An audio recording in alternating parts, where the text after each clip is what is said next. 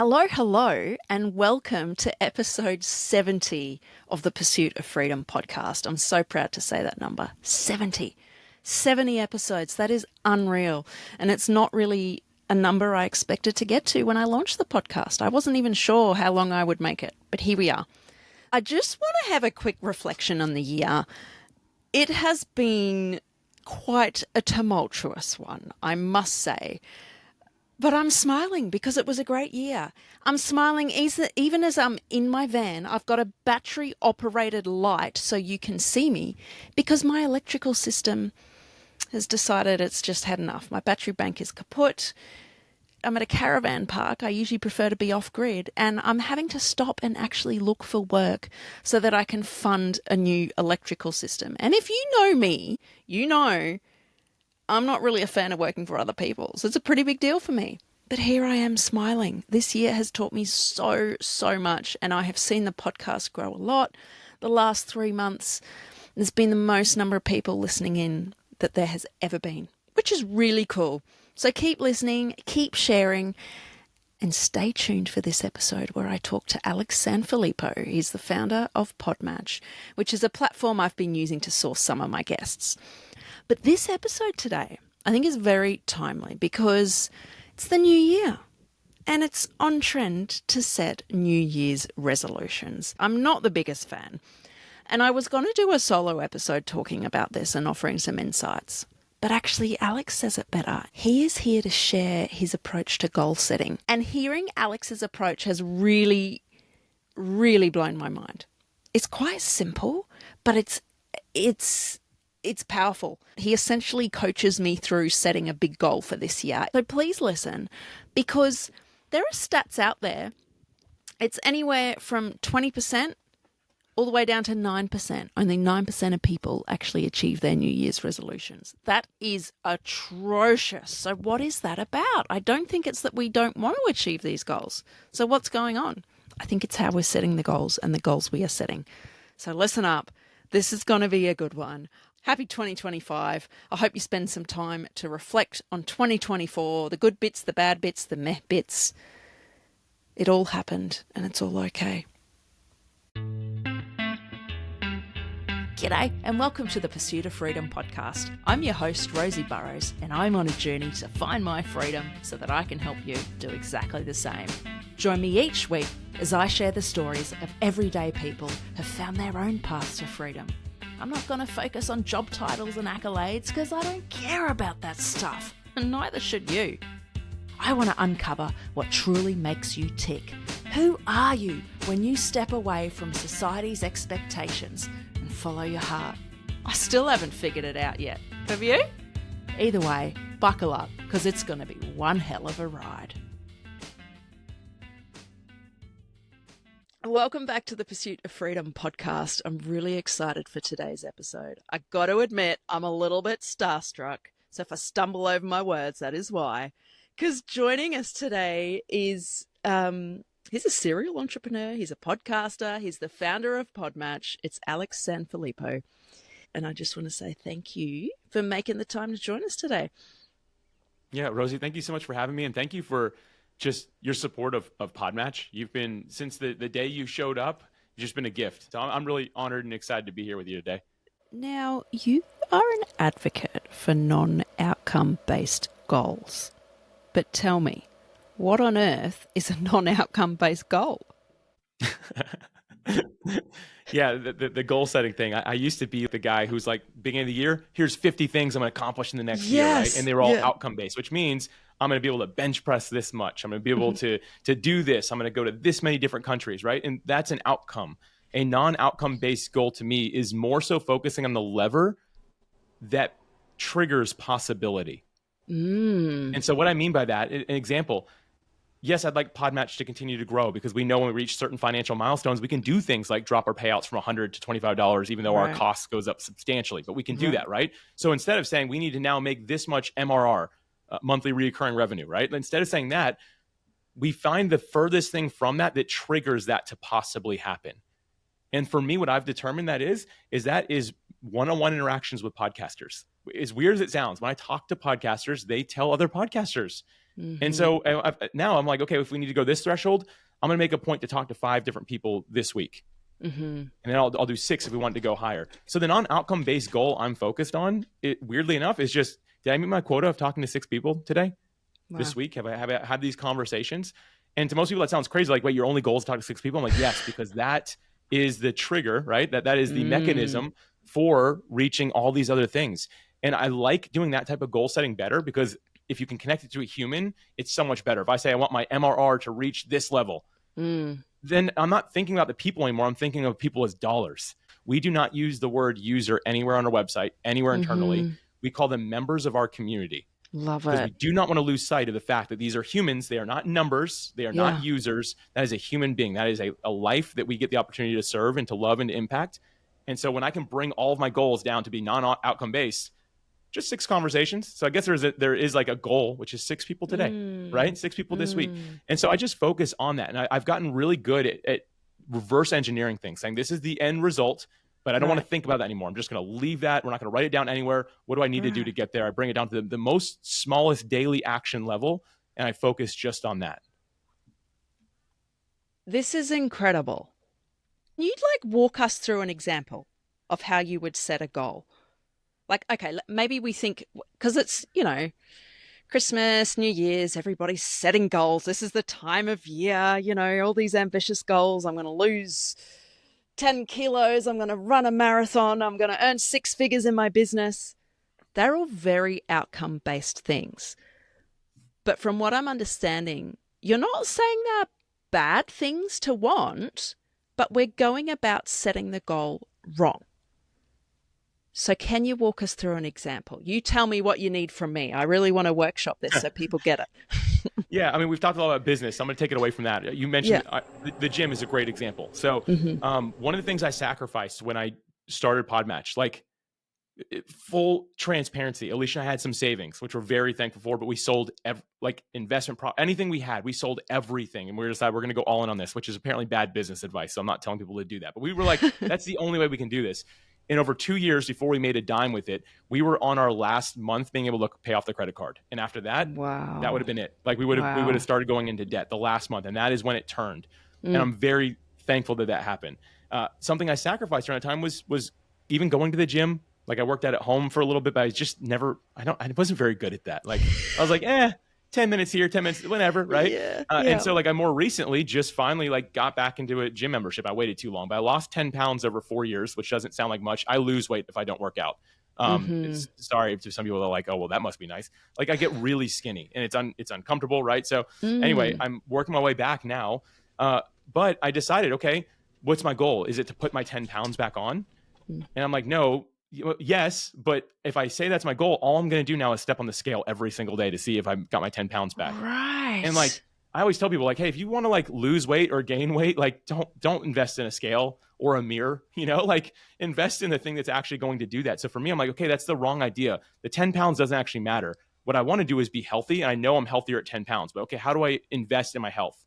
So I got a gym membership and I committed, I'm going to go 5 days a week.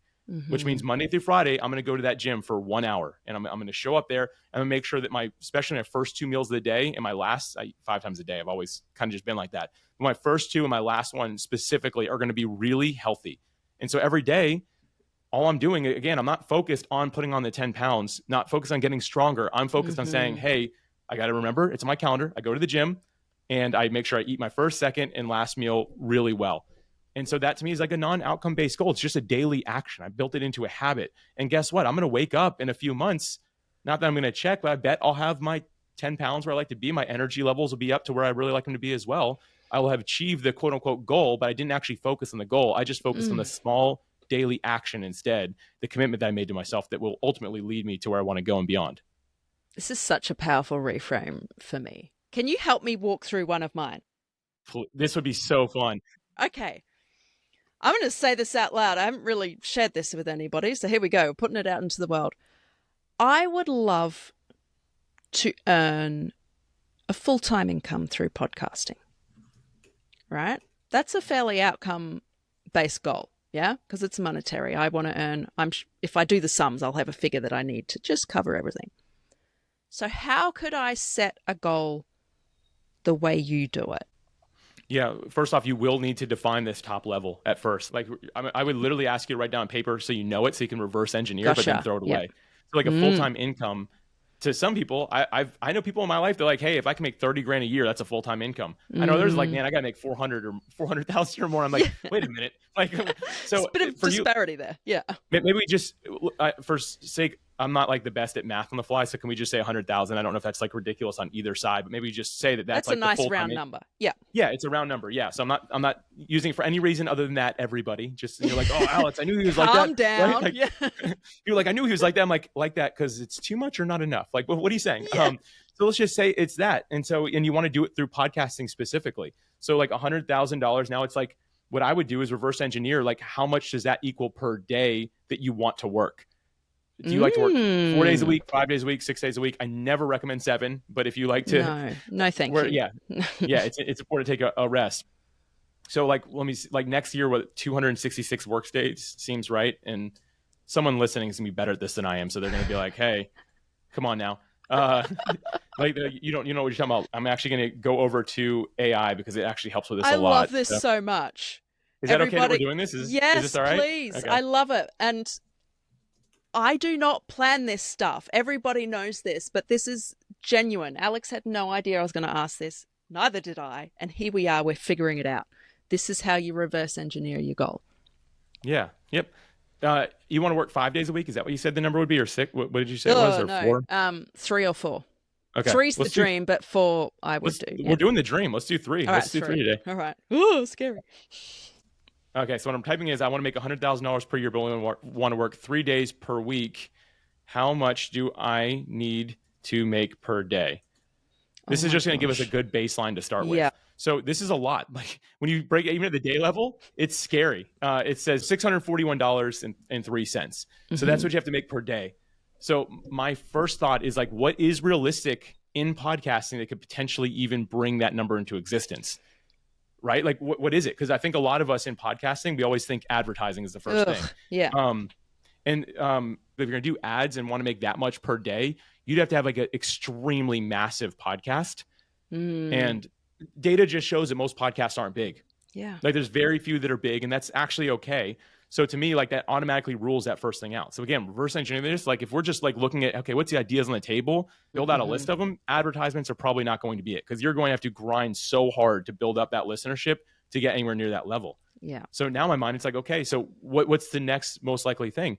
Do you need like some sort of high level affiliate for the podcast? I still think that's a whole lot of money, right? Like unless it's like there's a perfectly aligned brand. But when I think about the pursuit of freedom, I don't necessarily think that there's like a singular product that works like that, right? Like you're not going to be selling, like, I don't know, I guess you could sell like vacation homes or something like that. Oh but my still, gosh. like, you want to be freedom, you need to buy this home. Right? But in my mind, that the best thing that you could probably do is going to be to sell your own service through this, because you, Rose, you do a good job voicing this at the beginning of your episodes. Like you're on the pursuit of freedom yourself, and you're bringing others with you. You do an incredible job at that.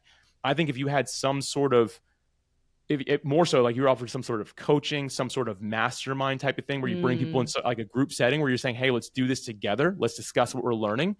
I think that would do really, really well. And again, I don't necessarily know what the dollar amount would be on something like that. We'd have to figure out how big that would need to be. But even just saying it, I love the idea of like a mastermind. Yeah. And to me, what that is, you bring 12 to 20 people together once a week, once a month, whatever it is, where you all go over the things that you want to accomplish together, what your pursuit of freedom looks like. And you just really workshop that stuff and make sure that you're helping each other get free. If 20-year-old Alex had that in his life, I would have gotten through some stuff a little quicker, I think, right? Like I'm not just spreading out rock bottom, but it's like, man, if I could have had that, like I could have probably made some big strides. So people that are like, I want this, right? Like that could be how they can find it. And so that would be my thought on it. But like maybe a mastermind, like does that resonate at all? Or that sounds really cool. Yeah. And it's a way to connect with people too, because I find podcasting can be quite lonely. Outside of recording the episode, I feel this lack of connection. So mastermind sounds awesome. Yeah. Let's see. I'm going to put this in here. So I just say if I'm offer a mastermind with 20 people in it, again, I'm using AI right now just because it's quick with math. Like I don't have to think about any of it. It's just, this is like what it's built for. So if you had 20 people in a mastermind, you want to bring $100,000 a year doing that, you'd have to have, you charge 20 people $5,000 per year. Is that right? But no, can that be right? Hold on, let me make sure I got this right. Let's see. Yeah, that's 5,000. right. It is right. Yeah. Okay. I'm sorry. Yeah. Do you think it's realistic to find 20 people that would love what you're sharing here, to want to go over a year with you, just meeting once every other week, whatever it might be, right? To really go through this and have access to you? $5,000 doesn't sound like a lot. Here's the funny thing though, when we started and we mentioned $641 a day, only working 3 days a week, like that sounds crazy. Like people are like, how would you make that much? Yeah. And then we just took a different approach with this mastermind thing. $5,000 a year to fast track to your freedom. Sounds like amazing. That sounds realistic. I think that people would probably want to do something like that. And now your podcast is your vehicle for promoting that. It's bringing the conversations. I'll tell you what would be really cool is if you did this, some of these sessions almost like live, where it's like with your group, and you allow them after the recording to ask them extra questions and to dive deep. Not that I'd be the guest for that, but someone who can come in and be like, hey, Alex, I use myself as an example there anyway, but Alex, I have like another question for you. Like, how'd you do this, right? Because then you're bringing people access to other people on this pursuit of freedom, or maybe that are a little even further in the journey. They can then provide that same insight for only $5,000 a year. Like, think about the value being added there. This is firing me up. I mean, when I heard $5,000, it scared me, but you put in perspective the value, and it's across 12 months, and I'd only need 20 people. That's something I can visualize. I have been in a room with 20 people. That's achievable. Maybe not with my audience size right now, but it's achievable. The nice thing is I think that it doesn't necessarily have to be your audience. You just have to reach out to people that would be interested. So it's just like joining communities and stuff. And I think a lot of people, I'm not saying this is wrong, but a lot of people want to build out their funnels and their system and just let it turn on autopilot. Listen, if you're trying to just meet 20 people, then talk to people, right? And so I just put in here, if you're trying to convert, let's say you just need 1 out of 10 people you talk to decides to join. Like, I don't know if that's good or bad. That's 10%. So I think that's probably okay. You got to talk to 200 people in order to get your 20 people to join. They don't even need to be your listeners, but then you have this foundation in your podcast, which is the biggest credibility boost there is right now. Like, I know people talk about books. They've talked about being on TV and stuff, like news segments and stuff. But now we live in a world where if you have a podcast, like, you're the top of the top. And so you're meeting people, they don't even have to listen yet. You can just be like, oh, I have a podcast. And maybe you're like, you know what? You'd really resonate from this story, this conversation with Alex. I'm going to send that to you after this call. And now they're like, dang, Rosie is a boss. This is who I want to give my $5,000 to be in this, right? So if you're only converting 10%, that's 200 calls, which now we're back at an impossible number, right? 200 calls. But if you want, if I want to do this in the next, I'm writing this down as I say this, 6 months. I love this. Yeah. How will I do that? Let's see if it's smart enough to figure out what I just said. So now you're just saying, I want to do this in the next 6 months, because 200 calls, again, we hit another impossible number, right? Right. It's like, okay, that's super overwhelming. If you want to do this in the next 6 months, this comes out to 2.6 calls per day. That's totally doable. Based on a 3-day work week. So let's just say you're willing to do it 4. Like, you're only doing 2 calls, and like, listen, 2 calls. Can you find 2 leads, right? And then the next thing I would break into, okay, how many people do I need to interact with to find those leads to have the calls with? I'm betting it's 10% again, right? We just keep on breaking that number down, but here's where you'll end. You'll get to the point where you say, all I have to do is message 5 people per day for the next 6 months, and I'll achieve my goal. And listen, I oversimplified all of it. Like, there's work, it's gonna be a grind. You have to figure out your offer, like all that, how to talk about it. But at its core, you don't want to make $100,000 a year. You want to meet 5 new people every day for 6 months. That's how I'd reverse engineer. I feel so empowered hearing that. I feel like I just got a free coaching session from you. Thank you. This is I don't do coaching, but that was fun. And it's really tangible. Like, people listening can now get their big goal, their big lofty outcome-based goal, and you've just demonstrated how to reverse engineer that. Obviously, it's different in every scenario, but I'm going to be going away and definitely going to be doing some reverse engineering. So thank you for that. Of course. I like the way you do goal setting. Now, I have talked your ear off. So we're going to go to the final question, which is my favorite question on the podcast. I ask everybody. And actually, that's another goal I can reverse engineer. I want to write a book with all somehow kind of collating everybody's answers to this question. Anyway, that's a topic for another time. So, Alex. I'd buy it. You'd buy it? Hey, all right. I'd buy it. I'm ready for it. Do you want to write the forward for me? Let's do it. I'm ready. Come on. Oh, gosh, here it is. I got my first customer. Okay. Alex, what does freedom mean to you? Freedom to me means really intentionally discovering who you are at the core. I've met a lot of people that are really successful in my life. And a lot of people will say, well, success at a certain level, a certain dollar amount, a certain achievement, a certain group of different things that you just have in your life are freedom. And what I've realized from meeting these individuals is some of them are the most unhappy, miserable people I've ever met in my life. And I don't say it to be rude or mean, and they're not necessarily like voicing that in the world. You can just sense it, like, man, this person, they have a yacht, they have an airplane, they have 10 houses. They are so unhappy though. And to me, if you're free, you're not unhappy. Yes, you have highs and lows, but to me, freedom at its core means that you have this sense of peace, right? And I always think of a butterfly when I think about this, because a butterfly is just like, it's a beautiful creature if you think about it. And one of the things that a butterfly symbolizes is letting go of your burdens. If you ever watch a butterfly just fly, it doesn't seem to matter like what the weather's like. It's just graceful. It's just beautiful the way that it continues to move and to glide. And to me, that's what freedom is. The ability to truly let go of the burdens and the things that are weighing you down, and just being able to breathe and just really enjoy the moment where you are, and letting go of the circumstances a little bit and just making it fun. To me, that's really everything. I love that. And I love how you compared it to being a butterfly. That's beautiful. Alex, thank you so much for your time. This has been a hoot, and I know everybody has got so much value from it. So thank you. Thank you. I really enjoyed this, and thanks everyone for hanging out with us.